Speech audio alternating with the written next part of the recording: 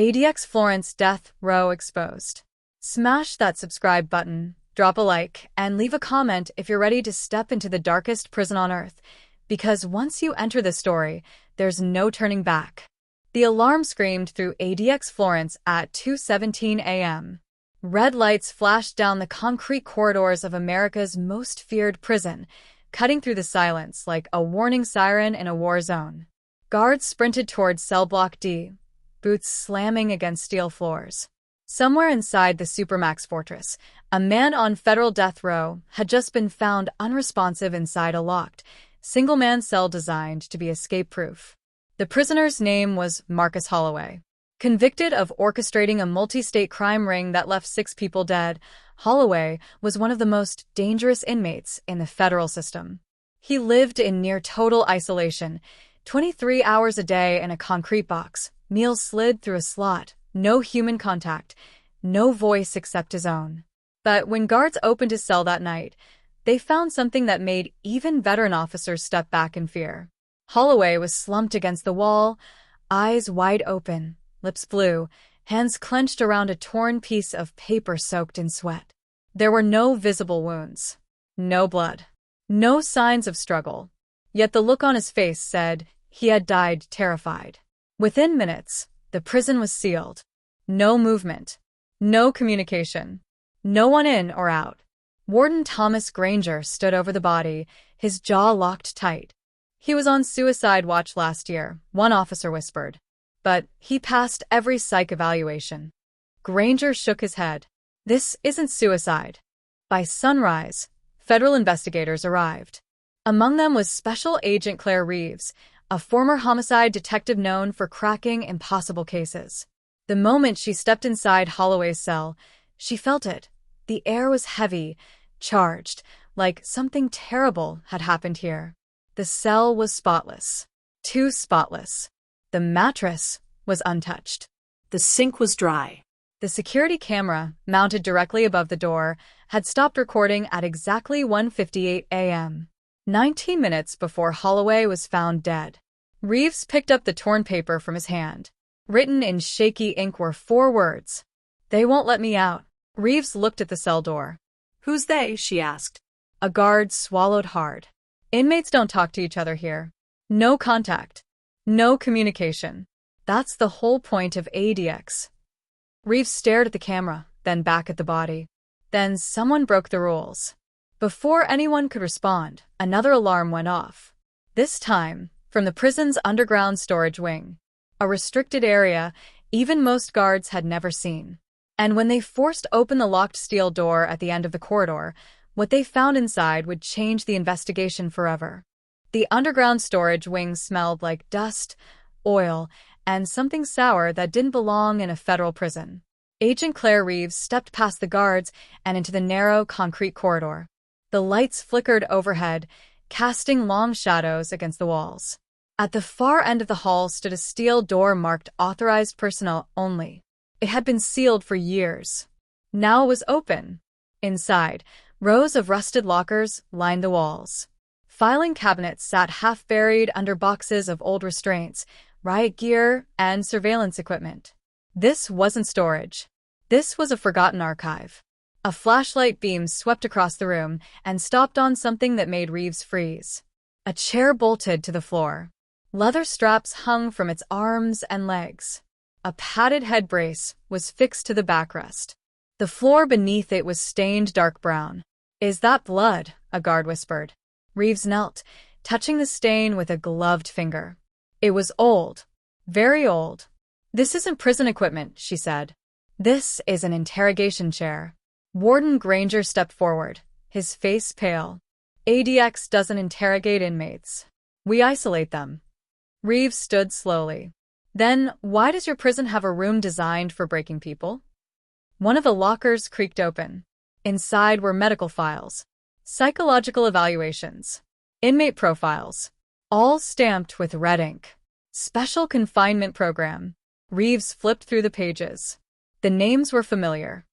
High-risk inmates, terrorists, organized crime leaders, serial killers, and Marcus Holloway. His file was thicker than the others.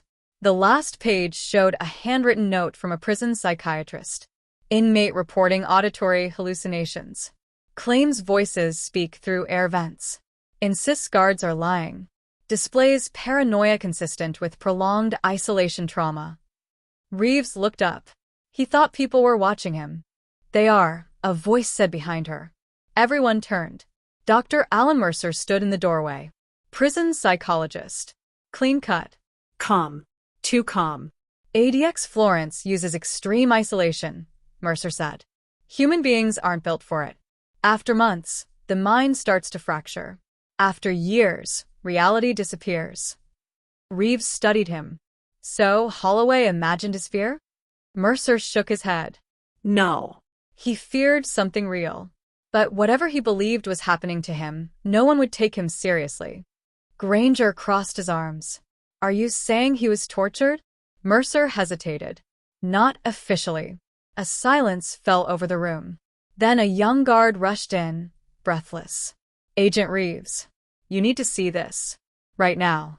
They followed him back upstairs to the surveillance control room. On the monitor was Holloway's cell. The video feed from 1:58 a.m. had been restored. The screen flickered. Holloway sat on his bed, staring at the door. Then the air vent opened, and someone spoke to him from inside the wall. The control room fell silent except for the low hum of servers and the soft crackle of the restored footage. Agent Claire Reeves leaned closer to the monitor as the grainy video rolled. Marcus Holloway sat rigid on the edge of his bed, eyes fixed on the metal door. His hands trembled in his lap. The air vent above him slid open with a mechanical click. Then a voice came through. Calm. Low. Familiar. You've been very difficult, Marcus. Holloway's head snapped up. His face drained of color. Please, he whispered. I did what you asked. I kept quiet. The voice replied, You were warned what happens when cooperation ends. Reeves felt a chill crawl up her spine. Who is that? She asked. The technician shook his head. That audio channel isn't connected to any guard station. On screen, Holloway stood, backing away from the wall. You said this would end, he said. You said if I stayed silent, you'd move me out of here. Supermax doesn't let people out, the voice answered. It erases them. The vent closed. Holloway staggered backward like he'd been struck. 19 minutes later, he would be dead. Reeves paused the footage. Someone had access to internal audio lines. Someone who knows the prison's blind spots. Warden Granger looked shaken. That system is restricted. Only senior staff and federal oversight. Then one of them is lying, Reeves said. She requested access to Holloway's visitor logs. There were none. No calls. No mail. No contact for over 3 years. Yet Holloway had believed someone was communicating with him. And worse, controlling him. A second file surfaced from the hidden archive. Another inmate. Another death. Elias Romero, former cartel enforcer, declared a suicide 2 years earlier. Same cell block. Same camera malfunction. Same 19-minute blackout. Reeves felt the pattern tighten around her. These men weren't just isolated, she said. They were being monitored. Tested. Dr. Mercer stood near the door, arms folded. Prolonged isolation causes paranoia. Hallucinations. Obsession with imagined persecutors. Reeves turned to him. Then explained the voice. Mercer didn't answer. Later that night, Reeves reviewed internal access logs. One ID card appeared repeatedly near both deaths. Dr. Alan Mercer. She confronted him in his office. You had access to the surveillance system, she said. You reviewed Holloway's psychological profile more than any other staff member. Mercer exhaled slowly. You don't understand what happens to the mind in this place. ADX isn't just a prison. It's a laboratory of human endurance. Reeves narrowed her eyes. A laboratory for who? Before he could answer, the power cut out. The hallway went dark. And in the silence, Reeves heard the sound of metal scraping inside the walls. Emergency lights flickered on, bathing the corridor in red. Agent Claire Reeves drew her weapon as the scraping sound echoed again, slow, deliberate, moving through the ventilation shafts like something alive. Guards rushed past her, shouting orders, radios crackling with panic. Then a voice came through the loudspeaker system. "You shouldn't be here, Agent Reeves." It was Dr. Alan Mercer. The doors slammed shut around her. Steel locks clicked into place. She was sealed inside the isolation wing. Mercer's voice continued, calm and steady. ADX Florence is built to erase men the government wants forgotten. Terrorists. Crime lords. Ghosts. But some of them don't disappear quietly. Reeves moved toward the control panel. "You used isolation to break them. You turned their minds against them." "I studied what happens when a human being is stripped of time, sound, touch, and hope," Mercer said. "The mind collapses. It becomes programmable." Reeves felt the truth hit her all at once. "You made them believe you were their only way out." "Yes," Mercer said. "And when they stopped cooperating, they became liabilities." A vent above Reeves slid open. She raised her gun.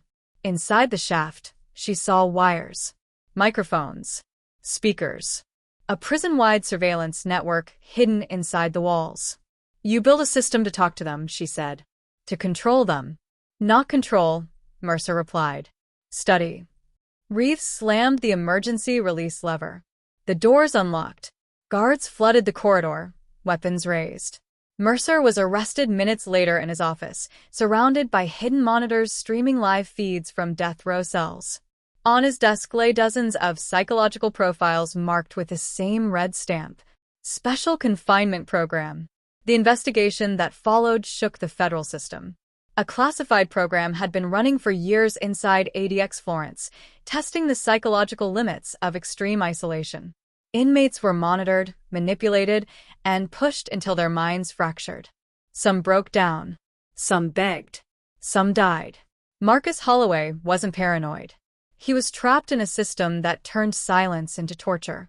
Mercer was charged with federal human rights violations, unlawful experimentation, and obstruction of justice. The hidden wing was sealed. The program was shut down. But the damage was already done. Reeves stood outside ADX Florence days later, staring at the concrete fortress rising from the Colorado desert. Inside those walls, men still sat alone for 23 hours a day, locked inside their own thoughts. Supermax confinement, built on prolonged isolation, remained legal despite years of warnings from human rights organizations around the world. And somewhere in those silent cells, the mind still breaks in the dark. If you think this story was intense, you're not ready for the next one, hit subscribe so you don't miss it.